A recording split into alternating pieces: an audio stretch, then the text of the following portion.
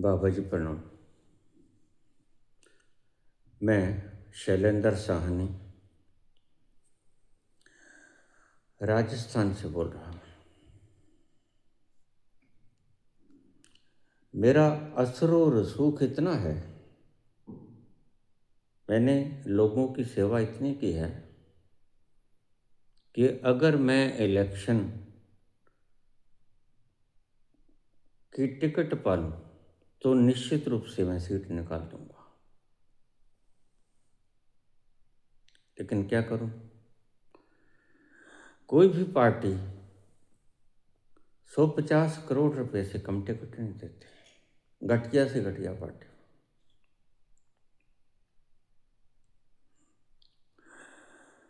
आपके यहाँ इलेक्शन लड़ने की क्या शर्त है? सबसे पहली ऑनेस्टी, ईमानदारी, कर्मठता,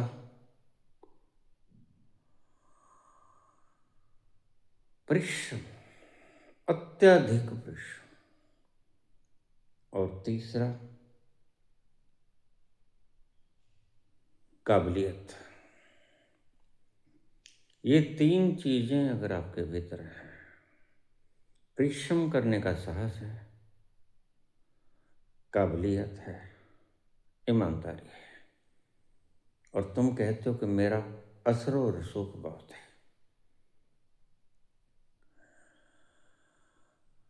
हम ऐसे ही व्यक्तियों को टिकट देंगे। ऐसे ही व्यक्ति हमारे पास टिकट के लिए आवेदन कर सकते हैं। इसी नंबर पे आवेदन कर सकते हैं, व्हाट्सएप पे। लेकिन ध्यान रखना, अगर आपको ये पक्का है कि आप सीट निकाल लेंगे, तभी हमारे पास एप्लीकेशन भेजना। आपकी ईमानदारी, आपके परिश्रम पे और किसी प्रकार का लोभ लालच न हो।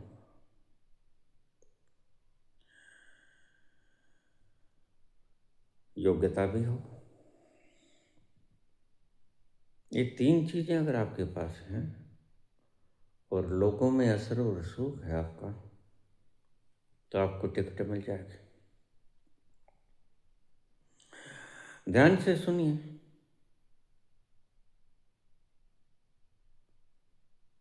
हमारे पास चंदा देने वालों की ऑफर्स आई कि सभी पार्टीज ऐसा करते हैं,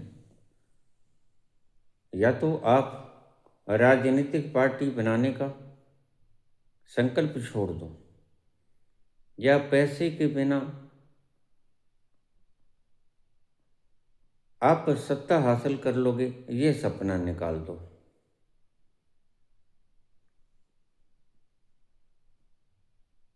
इसलिए हम आपको चंदा देने को तैयार हैं। मैंने बड़ी विनम्रता से उनको इनकार किया है। मैंने कहा, आप चिंता मत करो, जो व्यक्ति सारे हिंदुस्तान को 25 करोड़ रुपए देने में सक्षम है, वह तुमसे चंदे की डिमांड करेगा, यह कितना भोंडा लगता है। अगर मैं आपसे आपकी चंदा देने की ऑफर को स्वीकार कर लूं, तो फिर जरा सोचना, फिर मुझे वोट मत देना। कारण यह है कि जो आपके चंदा पे निर्भर करता है, देश की जनता 97 करोड़ से ज्यादा वोटर्स हैं, 1 अरब के करीब ही समझ लो। 25 करोड़ के इंटू करके आप निकाल लो कितना बनता है। जो व्यक्ति इतनी क्षमता रखता है अपने तपोबल पर, अपने इष्ट पर, अपनी उस शक्ति जिससे वह सब कुछ कर गुजरेगा, मुझे जरा भी इसमें संकोच लेश मात्र भी नहीं। जरा भी मुझे अविश्वास की एक कण मात्र भी मेरे भीतर नहीं। आराम से मैं घर बैठा बैठा आराम से तुम्हारी इस शर्त को पूरा कर दूंगा। जो भी मेरी वीडियो सुने और ध्यान रखें, इस प्रकार की ऑफर्स देने से गुरेज करें। ना तो हम किसी से चंदा मांगेंगे, दूसरा अध्यात्म के चैनल में तो हम तो स्वीकार कर लेते थे, लेकिन राजनीतिक चैनल में हम आपका चंदा स्वीकार ही नहीं करेंगे। तो इस बात को ध्यान में रखना, क्योंकि जिस व्यक्ति ने चंदा स्वीकार किया वह फिर भ्रष्ट आचरण के दलदल में खुद ही फंस गया। फिर आज मैं आपसे चंदा लूंगा, कल आप 100 करोड़ के बदले 10,000 करोड़ का मेरे से काम लोगे, और फिर भारत की जनता त्राहिमाम करेगी। और इसी से तो उबारने के लिए मैं आया हूं तुम्हें। और मेरा मकसद क्या है,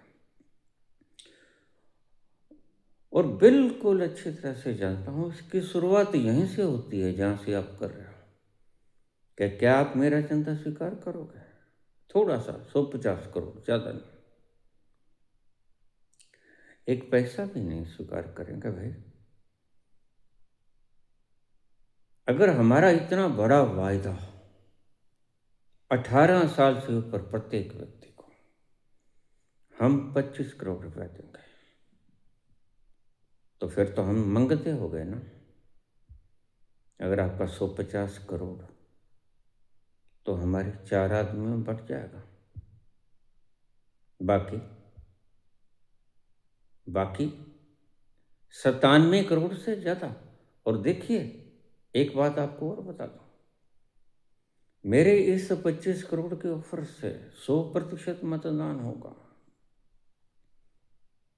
100% मतदान होगा।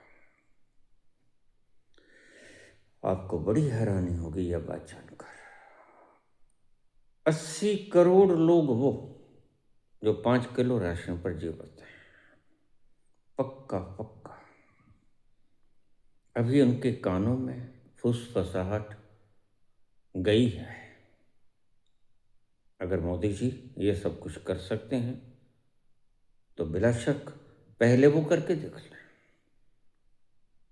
समय था, उन्होंने कहा था 15 लाख रुपए प्रत्येक व्यक्ति को मिलेंगे, सहजे ही आ जाएंगे।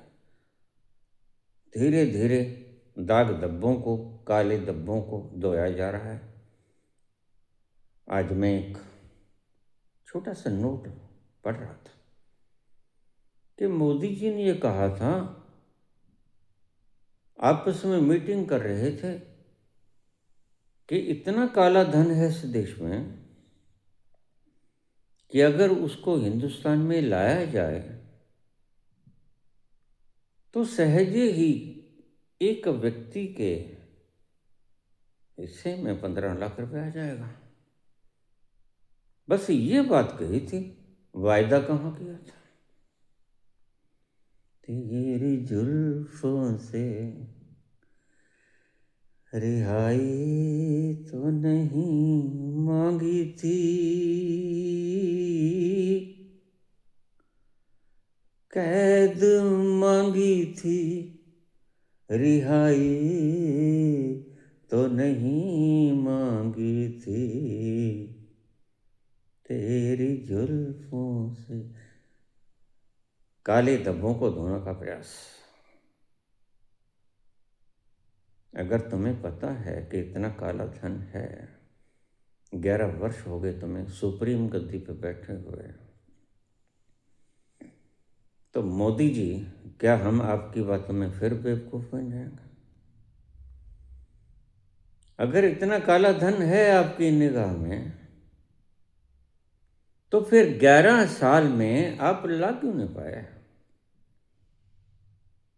इतनी कितनी सी जिंदगी होती है आदमी की? कितने दिन मांगे आपने? और दिन छोड़ो, वर्ष दर वर्ष बीतते गए और आज 11 साल हो गए।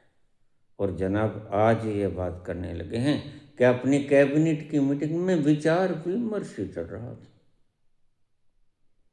और वहां बात उठी थी कि इतना काला धन है देश का विदेशों में, अगर वो आ जाए वापस तो प्रत्येक व्यक्ति के,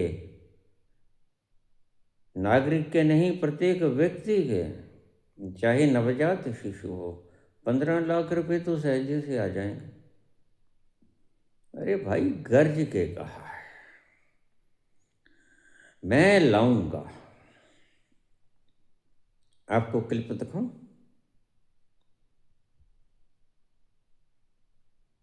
15 लाख रुपए तो, और उसके बाद खाते खुलाए। जल्दी करो, खाते खोल दो, जैसे बस अभी लाने ही वाले हैं। भला मशरूम खाने वाले, 13,000 रुपये किलो का मशरूम खाने वाले ये काम कर पाएंगे? जिनको भोग की अभी इतनी लालसा है, वो इतना त्याग कर पाएंगे? हम बोलते अच्छे लगते हैं, कोई आकर लक्षण देखेगा, देखेगा सारा माहौल और 10-20 दिन गुजारेगा यहाँ, तो पता चलेगा यहाँ चाय के सिवा और कुछ नहीं आता। यहाँ कोई अनशन पे नहीं बैठा हूँ मैं, और देखिए मैं कोई जेल में भी नहीं बैठा हूँ।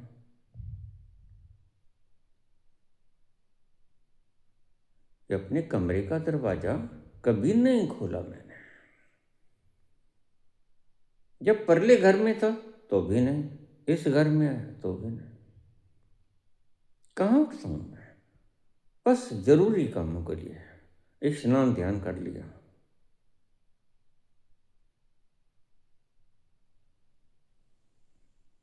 चाय वगैरह पी ली तो उठ लिए। घूमने की मुझे आदत नहीं, संसार के भ्रमण की मुझे जरा भी इच्छा नहीं। ऐसा व्यक्ति तो मिटाए, तो मिटाए, लेकिन आप जैसा व्यक्ति जो 6-6 बार कपड़े बदलता है। हम तो स्नान किया, कपड़े बदले, बस ठीक। दिखाना किसको? जब जाना ही नहीं बाहर तो दिखाना किसको? तो हमारी पंजाबी में कहते हैं, छाछ तो बोले, छालनी क्या बोले।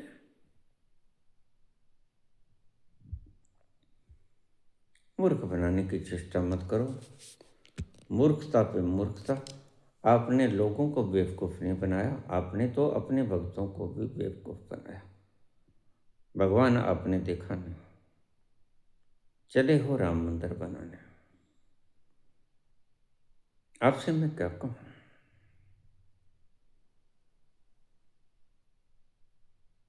अल्फाज नहीं है मेरे पास आपको कुछ खिताब देने के लिए। अब तो खिताब भी नहीं बचा, निम्नतम स्तर के खिताब समाप्त हो गए। जितनी निम्नता आपने छू ली, उसके लिए अब शब्दावली बची नहीं। डिक्शनरी शब्दकोश फेल हो गया। इतना निम्नतम स्तर कभी किसी ने उच्चतर उच्चतम गद्दी पर बैठकर इतनी भाषा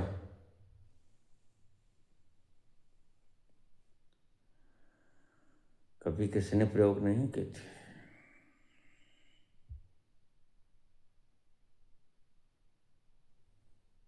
ब्लास्ट में किसी का पति मर गया, उसको कांग्रेस की विधवा कह देना,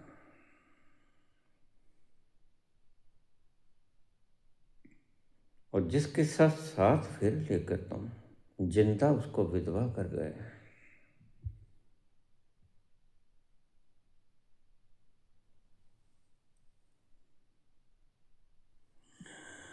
माता मरने को मर गई, पाँव छूते रहे। कभी माता से बोला, चल माता, तुम चाहे कितनी भी बड़ी पोस्ट पे हो, माँ तो माँ ही होती है। क्या उससे तुम्हारा कद घटता था, छाती घटती थी? कह देते माता, चल तुझे दुनिया दिखा के लाऊं। अब तेरा बेटा प्राइम मिनिस्टर हो गया है, आज तुझे भी दुनिया घुमा दूं। क्या बिगड़ता था? कोई जहाज में इतना भार तो लगता नहीं कि जहाज गिर जाता उस माता के भार से। जब पत्नी को भी कह देते कि चल तुझे घुमा लो, तो बरसों की तलख खत्म हो जाती। लेकिन तुमने जरूरत नहीं की, और लगता है तुम जरूरत करोगे भी नहीं।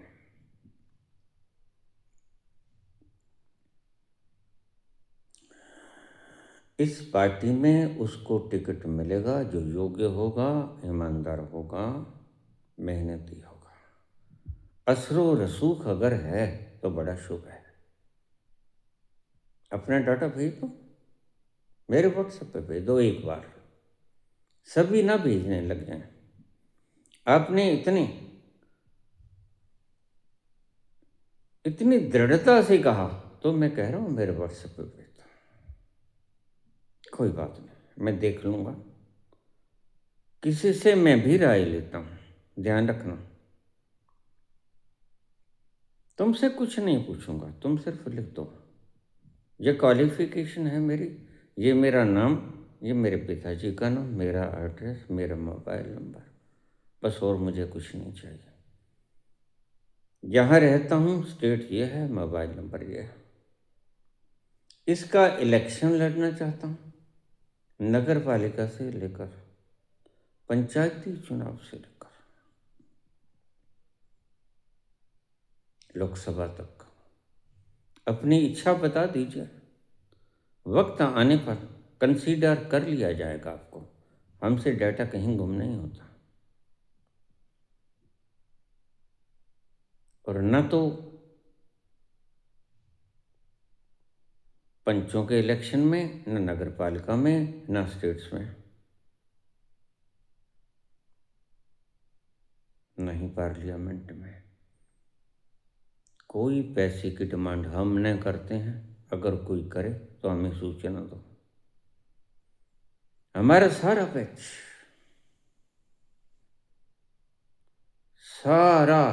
बैच शुद्ध सेवा भाव से भरा हुआ है। किसी में कोई लोभ लालच नहीं, इसलिए काम इतनी शीघ्रता से निपट जाते हैं। कठोर परिश्रम, दिल की अंदरूनी तहों से श्रद्धापूर्वक, पूर्ण समर्पण भाव से काम करते हैं। आपकी सेवा के लिए, देश की सेवा के लिए। तो आपने पूछा आपके टिकट देने का क्या प्रावधान है? प्रावधान ये है कि हम कोई पैसा नहीं किसी से लेते और कोई खर्च नहीं करते हम। बड़े मजे की बात। तुम कहोगे कि फिर इलेक्शन जीतेंगे कैसे? ना जीतें, हमें जीतने की इतनी इच्छा है।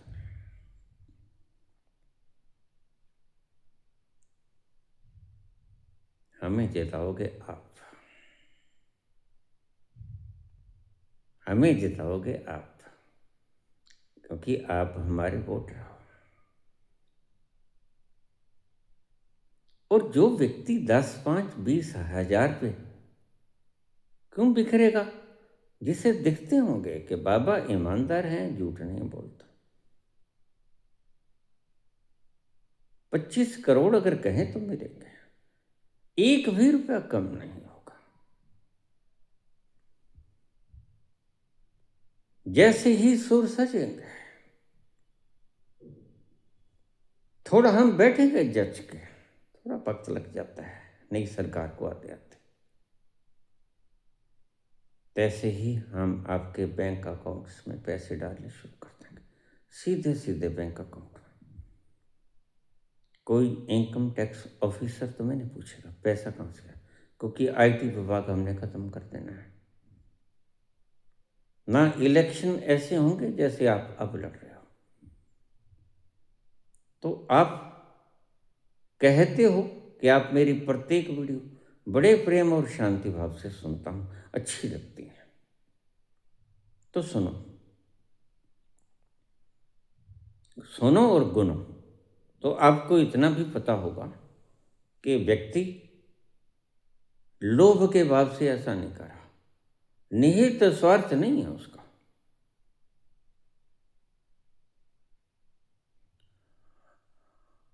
तो हमारा प्रावधान ये है कि हम एक पैसा भी किसी से ना तो डिमांड करते हैं, अगर आप कुछ देना भी चाहोगे स्पष्ट इनकार करेंगे। राजनीतिक मसलों में एक पैसा भी किसी का स्वीकार भी नहीं करेंगे,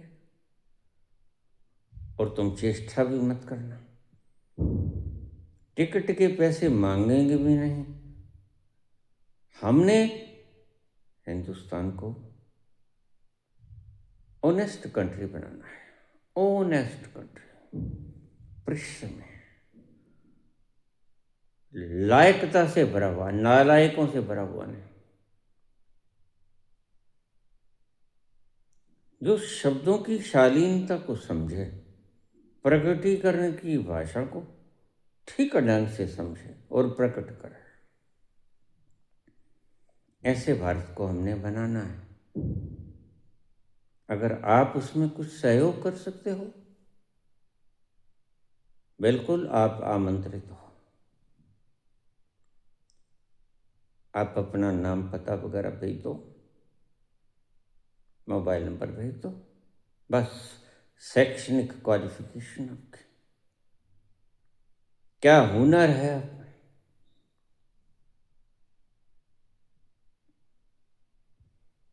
हम कंसीडर कर लेंगे। कंसीडर करने के बाद हम अपने सुप्रीमो से पूछ लेंगे, मेरे पास भी एक सुप्रीमो है, उससे पूछकर आपको हम कह देंगे ठीक, आपको ये अलॉट किया। मेहनत आपको करनी होगी, सिर्फ मेहनत। हम कोई पैसा आपसे नहीं मांगेंगे। पहला राजनीतिक चैनल है मेरी दृष्टि में जो किसी को टिकट देने का पैसा नहीं मांगेगा और कभी नहीं मांगेगा। हमेशा हम प्रेफर करेंगे ऑनेस्ट को, मेहनत कश व्यक्ति को और इंटेलिजेंस को। प्रतिभा होनी चाहिए, मेहनत का धनी होना चाहिए और ईमानदार होना चाहिए। ये बेईमान लोग ही तो देश को खा गए।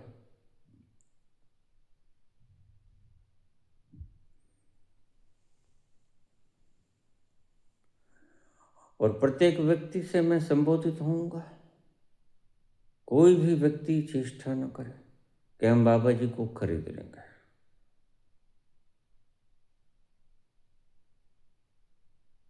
ये हमारी डिक्शनरी में शब्दकोश है नहीं। क्षमा करें, आप अपना धन अपने पास रखें। हमारे पास गुजर बसर लायक है, इतना सा है और इतना सा ही चाहिए। वासनाएं हमारी खत्म है।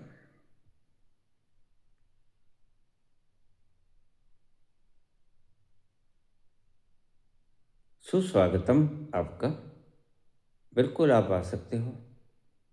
हम आपको टिकट देंगे जहां पर आपका असरो रसूख है और आपके भीतर यह मानसिक मान्यता है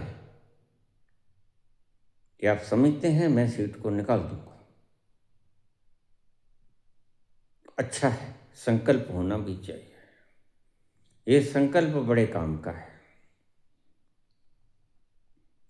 आप अपना डाटा भेज दो। तो सभी के लिए मैं विनम्र प्रार्थना करूंगा, कोई भी व्यक्ति राजनीतिक चैनल को चंदा देने की चेष्टा न करे। न चंदा लेंगे,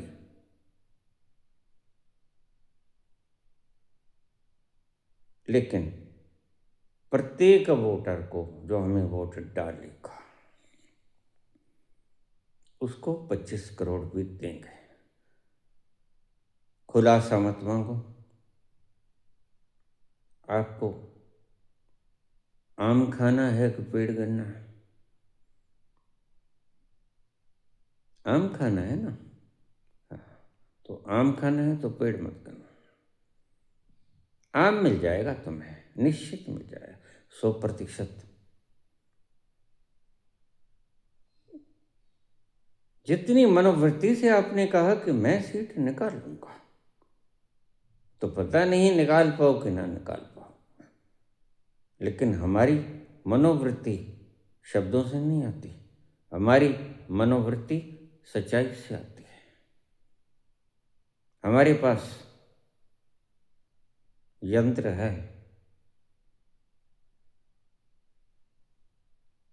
जिससे हम सब जो कहा है अपनी जुबान को दबाने लगाएंगे। दो दो जुबानों को धक्का लगता है, तुम समझना बात को।